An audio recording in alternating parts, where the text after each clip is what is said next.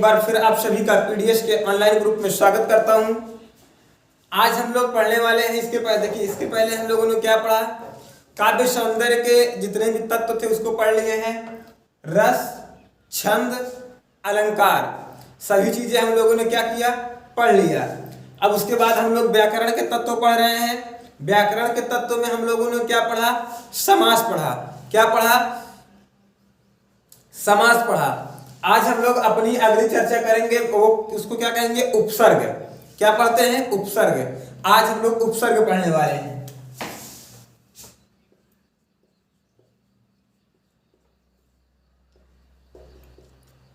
वे शब्दांश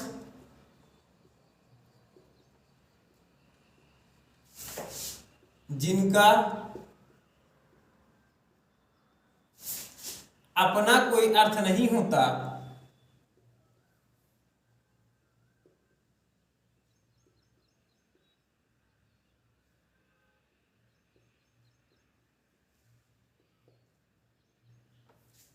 वे शब्दांश जिनका अपना कोई अर्थ नहीं होता है परंतु किसी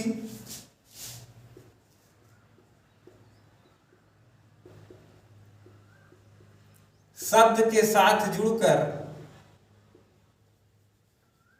शब्द के आगे जुड़कर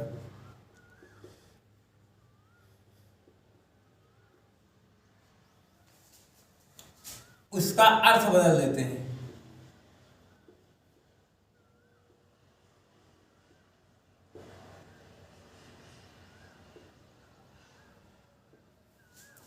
उपसर्ग कहलाते हैं।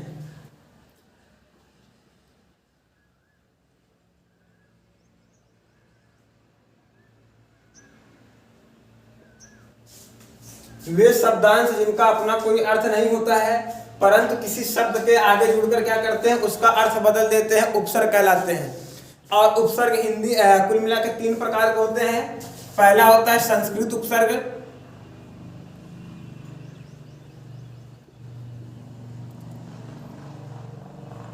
दूसरा होता है हिंदी उपसर्ग,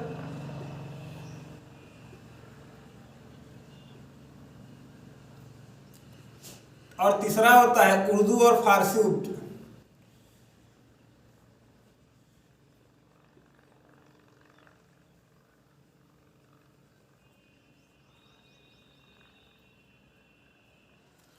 संस्कृत उपसर्ग, हिंदी उपसर्ग, उर्दू और फारसी उपसर्ग, ये 3 प्रकार के उपसर्ग होते हैं। तो आइए हम तीनों में से कुछ एग्जाम्पल को लेते हैं। सबसे पहले हम लोग क्या लेंगे? संस्कृत उपसर्ग लेंगे।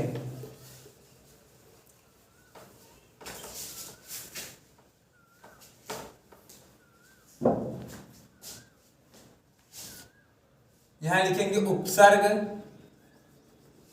कौन सा उपसर्ग लेंगे हम लोग? पहले संस्कृत उपसर्ग। यहां लिखेंगे उपसर्ग, यहां अर्थ है। क्या लेंगे? उपसर्ग, अर्थ। फिर उसके बाद यहां लेंगे नवीन शब्द, मतलब कौन से शब्द हमारे बनते हैं। ठीक है, क्या लेंगे? उपसर्ग।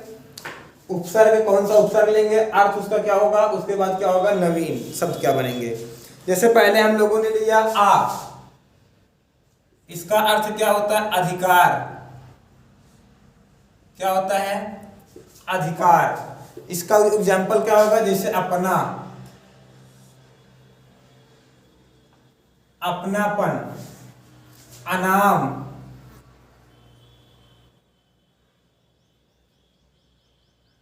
क्या क्या? अपनापन, अनाम, अचेत। अपनापन, अनाम, अचेत, अधर्म। ठीक है, अगला वाला हम लोग क्या उपसर्ग लेते हैं? बड़ा आ उपसर्ग। कौन सा उपसर्ग लेते हैं? बड़ा आ, या फिर छोटा आ तो ले ही लिए हैं। अब एक काम करते हैं, अब हम लोग लेते हैं प्रा। क्या लेते हैं?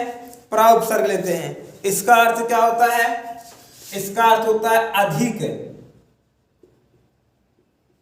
या फिर आगे। अब इससे शब्द बनाइए, प्रखर, प्रगामी, प्रणाम, प्रयास,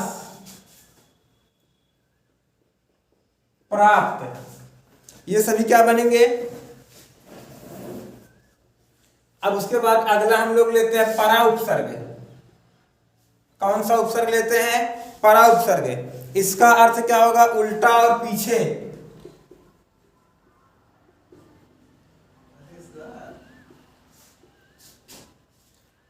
तो परा, परा से क्या होगा, पराजय। परा से क्या बनेगा, पराजय बनेगा। और क्या बन सकता है, पराक्रम बन सकता है, पराकाष्ठा बन सकता है। क्या बन सकता है, परिश्रम बन सकता, हाँ। परा से क्या बन सकता है, पराजय, पराक्रम, पराकाष्ठा। उसके बाद हम ले सकते हैं अनु। कौन सा प्रत्यय उपसर्ग ले सकते हैं, अनु ले सकते हैं। अनु से क्या होता है, पीछे, समान। इससे क्या बनेगा, अनुचर, अनुगामी, अनुवाद, अनुग्रह इत्यादि। ठीक है। आ से अधिकार, प्रा से क्या हुआ, प्रखर, प्रगामी, प्रणाम, प्रयास, प्राप्त। परा से क्या बना, पराजय, हाँ, पराजय, पराक्रम, पराकाष्ठा। अनु से क्या बना, अनु से क्या बना, अनुचर, अनुगामी, अनुवाद, अनुग्रह। ठीक है। इसी प्रकार जैसे हम लोग क्या ले रहे थे, बड़ा आ, क्या ले सकते हैं, बड़ा आ। बड़ा आ से क्या होता है, जैसे इसका होता है सीमा या फिर और, इसका अर्थ बनता है क्या होगा, क्या होता है, आजन्म, आगमन। क्या बन सकता है, आजन्म बन सकता है, आगमन बन सकता है, आलेख बन सकता है। ठीक है। आकार बन सकता है। इस तरीके से किस प्रकार के उपसर्ग हैं, संस्कृत, हाँ, किस प्रकार के उपसर्ग हैं, संस्कृत के उपसर्ग हैं। अब आइए हम लोग किसके उपसर्ग लेते हैं। इसके अलावा और भी बहुत सारे उपसर्ग हैं, जैसे क्या है, अव है। क्या है, अव से अवगमन, अवमानना, अवहेलना। ठीक है। इसके अलावा और भी कई प्रकार के उसमें उपसर्ग बनते हैं। अब इसके बाद हम लोग कैसा उपसर्ग लेते हैं, हिंदी उपसर्ग लेते हैं। कौन सा उपसर्ग लेते हैं, हिंदी उपसर्ग।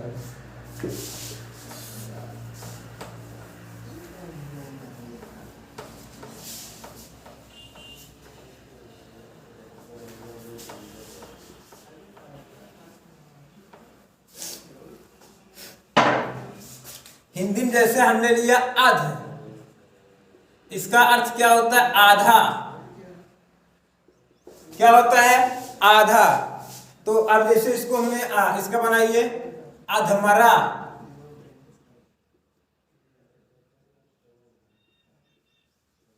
अधमरा, अधपका, अधजला,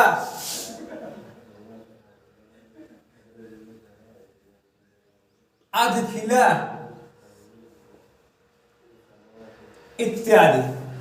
उसके बाद हम लोग ले सकते हैं कम। कम का मतलब होता है थोड़ा, कमजोर। क्या ले लिए, क्या लिया हम लोगों ने, कम से क्या बना हमारा, कमजोर, कमबख्त,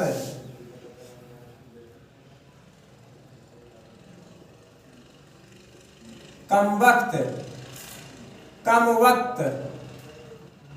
इस तरीके की चीजें बन सकती हैं, किससे, कम से बन सकती हैं। उसके बाद हम ले सकते हैं दू। कौन सा प्रत्यय उपसर्ग ले सकते हैं, दू। दू का अर्थ क्या होता है, बुरा अथवा हीन।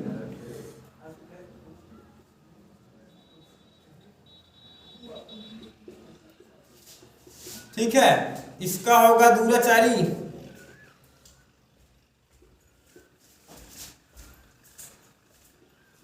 दुर्गम, दुर्विजय इत्यादि। इसके बाद हम लोग ले लेते हैं साह। क्या ले लेते हैं? साह। साह का मतलब होता है साथी या साथ, सहचर, सहभागी। क्या ले सकते हैं? सहचर ले सकते हैं, सहभागी ले सकते हैं, सहगामी। ठीक है, कुछ इस प्रकार से। उसके बाद अभी बस हमारा एक थी और है, क्या है? अब हम लोग क्या लेते हैं? उर्दू और फारसी के उपसर्ग लेते हैं। कौन से उपसर्ग? उर्दू और फारसी के उपसर्ग।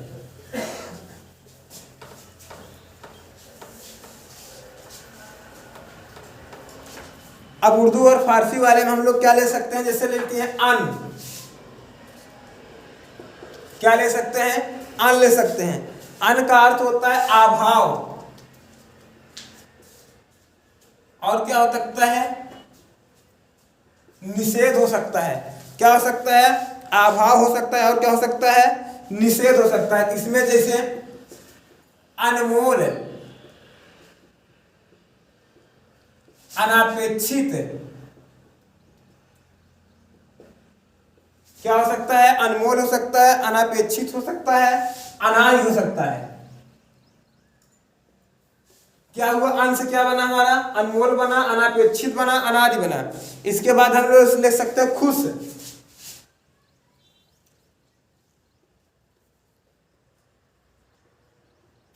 खुश का अर्थ क्या होता है? प्रसन्न, खुशनसीब।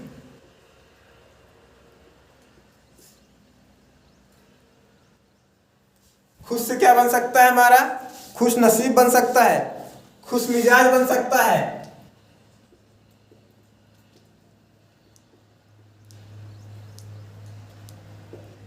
और क्या बन सकता है? खुशकिस्मत। तो इस तरीके के एग्जाम्पल किस में आते हैं? उर्दू वाले में आते हैं। संस्कृत वाला भी आप लोगों ने पढ़ लिया, और क्या पढ़ा? हिंदी वाले भी उपसर्ग पढ़ लिए। तो इसके अलावा आप जितने भी उपसर्ग के बारे में जानते हैं, अगर आपको किसी भी प्रकार की समस्या होती है तो आप हमारे व्हाट्सएप नंबर 88 58 19 58 65 पर व्हाट्सएप करके अथवा कॉल करके उपसर्ग के बारे में विधिवत जानकारी ले सकते हैं। आज के वीडियो लेक्चर में बस इतना ही। Subscribe now and press the bell icon, never miss an update.